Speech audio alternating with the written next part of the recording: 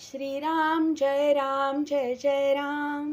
श्री अनंतकोटी ब्रह्मांड नायक राजाधिराज सच्चिदानंद सद्गुरु श्री ब्रह्मचैतन्य महाराज की जय। जय जय रघुवीर समर्थ। श्री ब्रह्मचैतन्य गोंदवलेकर महाराज प्रवचन 3 जानेवारी। नाम कुठवर घ्यावे? नाम कुठवर घ्यावे? आपला श्वासोश्वास चालू आहे किंवा स्वतःची स्मृती आहे तिथपर्यंत नाम घ्यावे. आपण श्वासोश्वास जसा मरेपर्यंत घेतो तसेच नामाचे आहे. बरोबर भाषेत बोलायचे झाले तर असे म्हणता येईल की श्वासोश्वास थांबला म्हणजे मरण येते. त्याचप्रमाणे नामाशिवाय जगणे हे मेल्यासारखेच आहे असे वाटले पाहिजे. अक्षरशः जीव जाईपर्यंत म्हणजे मीपणाने मरेपर्यंत नाम घेत सुटावे. शेवटी मी जातो आणि नाम शिल्लकच उरते. नाम घेऊन कधी पुरे होऊ शकत नाही. मुक्ती मिळाली की सर्व पुरे झाले असं म्हणतात. पण मुक्तीनंतरही जर काही कर्तव्य उरत असेल तर ते नामस्मरणच. माणसाला गुंगीचे औषध दिले म्हणजे त्याला गुंगी आली की नाही हे पाहण्यासाठी अंक मोजायला सांगतात. अंक मोजता मोजता तो थांबला की तो देहभानावर नाही असे ठरते. तसे नाम घेता घेता मी नाम घेतो हेही स्मरण जेव्हा राहत नाही तेव्हाच त्या नामात रंगून गेलेल्या माणसाचे पर्यवसान एकांतात होते.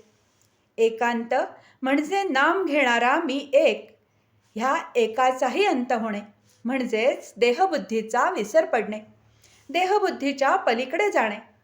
नाम घेता घेता अशी स्थिती प्राप्त झाली म्हणजे त्याचे चित्त भगवंताकडे आहे की नाही असा प्रश्न करायला वावच कुठे राहतो.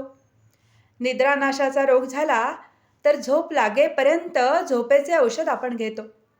तसे आपल्याला स्वाभाविक समाधान मिळेपर्यंत आपण नाम घेतले पाहिजे. नाम उपाधिरहित असल्याने आपणही उपाधिरहित झाल्याशिवाय नामाचे प्रेम आपल्याला येणार नाही. नामाने आनंदमय अशा भगवंताचे सान्निध्य लाभून त्याची कृपा व्हायला वेळ लागत नाही. किंबहुना ज्याच्यावर भगवंताची कृपा होते त्याच्याच मुखात नाम येते. नामजपाची संख्या नोंद करून ठेवावी का? अमुक एक संख्येपर्यंत जप करण्याचा संकल्प केला असेल किंवा रोजचा काही कमीत कमी जप करण्याचे ठरवले असेल तर जपसंख्येची नोंद करून ठेवणे जरूर आहे.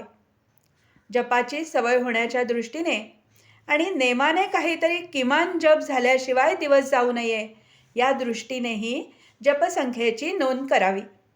मात्र असे करताना एका बाबतीत खबरदारी घ्यावी. ती म्हणजे आपली आजची नामसंख्या पुरी झाली, आता उद्यापर्यंत आपला आणि नामाचा काही संबंध नाही अशा तऱ्हेची वृत्ती होण्याचा संभव असतो.